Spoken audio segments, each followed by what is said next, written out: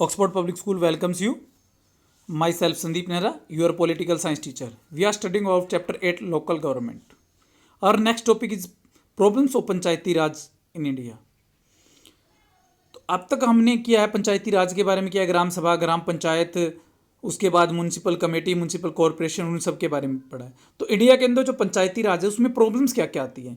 सबसे first illiteracy और uneducation, यानी अगर हम विलेजेस की बात करें तो यहाँ पर 80% पीपल्स क्या हैं, आज भी क्या है, इलिटरेट, मतलब कि अनपढ़ है, उनके अंदर शिक्षा की कमी है, यानी एजुकेशन नहीं है।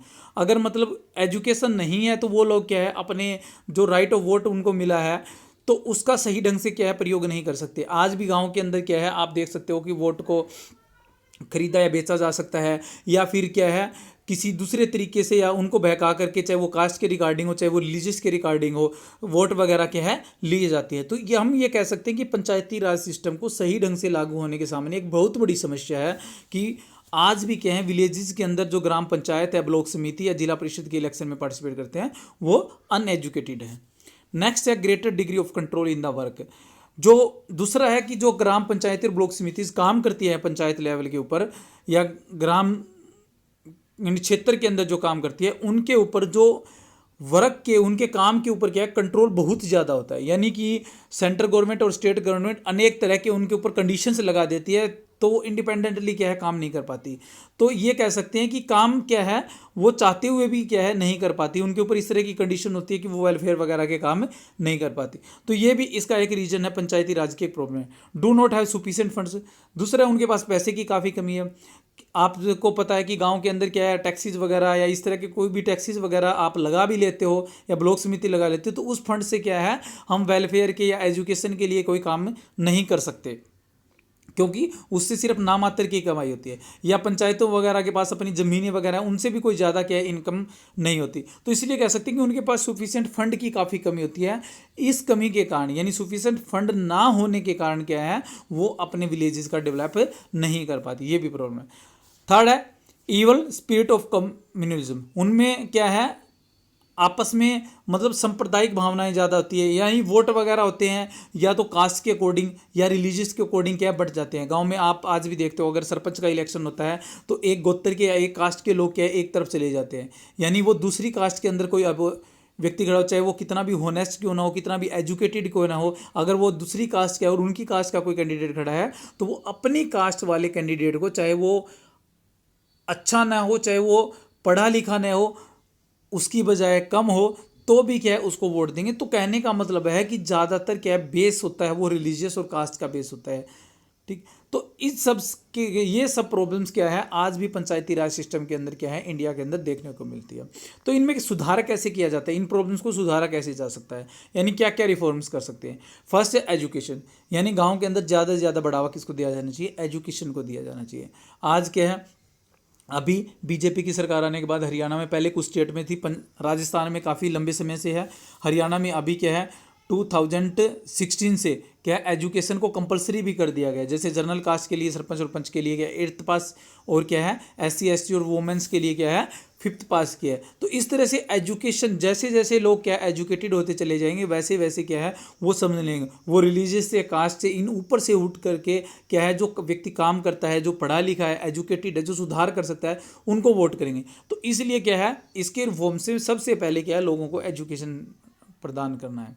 नेक्स्ट है रिफॉर्म इन इकोनॉमिकल कंडीशन, उनकी क्या है आर्थिक कंडीशन में भी सुधार करना है। यानी जब तक उनकी इकोनॉमिकल कंडीशन अच्छी नहीं होंगी तब तक क्या है ग्राम पंचायत या ब्लॉक समिति क्या है अपने लेवल के ऊपर क्या है गांव के अंदर काम नहीं कर सकती। उनके डेवलपमेंट के काम करने के लिए एक क्या है जो स्टेट की कॉन्फिडेंस फंड्स होता है, यानी एक संचित निधि होती है, उसमें से फिक्स उनकी क्या है इतनी इनकम क्या या इतना फंड उनको मिलना ही मिलना चाहिए, इस तरह की कोई कंडीशन होगी, यानी इकोनॉमिकली वो स्ट्रॉन्ग होंगे तो वो ज़्यादा कम कर पाएंगे। नेक्स्ट है qualified and honest workers and officer. इसके अलावा जो गवर्नमेंट ऑफिसर्स होते हैं जैसे कि BDO वगैरह है, DDO वगैरह है, पंचायत सेक्रेटरी वगैरह, ये ऑफिसर्स क्वालिफाइड होना चाहिए और साथ में होनेस्ट होने चाहिए।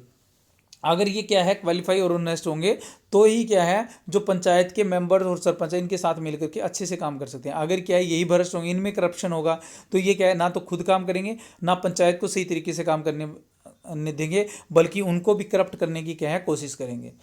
नेक्स्ट है इंडिपेंडेंट। इसके अलावा जो क्या है पंचायती राज सिस्टम है उनको ज़्यादा से ज़्यादा इंडिपेंडेंट करना चाहिए, यानी ग्राम पंचायत है, ब्लॉक समिति या जिला परिषद, उनको इंडिपेंडेंट स्वतंत्र छोड़ना चाहिए अपने काम करने के लिए।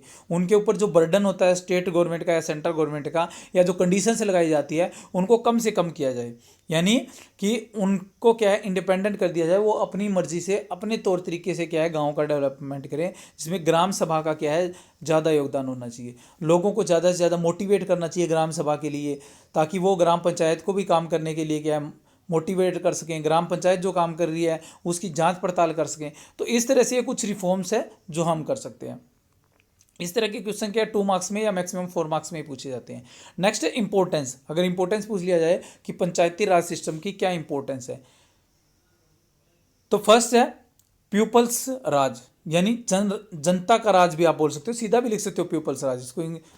तो जनता का राज होता है, कैसे होता है, क्योंकि इसके अंदर बिल्कुल लो लेवल के ऊपर क्या है गवर्नमेंट काम करती है, यानी ये एक गवर्नमेंट का ऐसा लोकल गवर्नमेंट का एक है, और ये एक गवर्नमेंट का ऐसा लेवल है जिसमें सबसे निचले स्तर पर, यानी लोगों के साथ डायरेक्टली रूप से वो क्या है उसको फेस टू फेस जानते होते हैं, उस व्यक्ति को उसके साथ जुड़े होते हैं, तो इसलिए पब्लिक राज भी इसको कहा गया है। डायरेक्ट डेमोक्रेसी है, क्योंकि इसके अंदर जो इलेक्शन होता है डायरेक्टली पंच को डायरेक्टली चुनता है, ठीक है, पंच को डायरेक्टली, सरपंच को डायरेक्टली चुनता है, ब्लॉक समिति के मेंबर को डायरेक्टली चुनता है, जिला परिषद के मतलब जितने मेंबर्स होते हैं उनको डायरेक्टली चुना जाता है। तो सबको क्या है डायरेक्टली वो क्या है इलेक्ट करता है, इसके बाद उनको फेस टू फेस वो जानता भी है।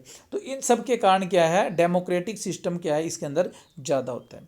नेक्स्ट है सेल्फ सफिशिएंट, यानी आत्मनिर्भर बनाने के लिए भी क्या है ये सहायक है। अगर लोगों के द्वारा चुना हुआ, जैसे कि पंचायत का कोई सरपंच क्या है उनके द्वारा इलेक्टेड है, तो वो काम करेगा तो लोग क्या होंगे आत्मनिर्भर होंगे, ये काम किसने किया हमने किया है, और इससे वो सेल्फ कॉन्फिडेंस भी उनके अंदर पैदा होगा।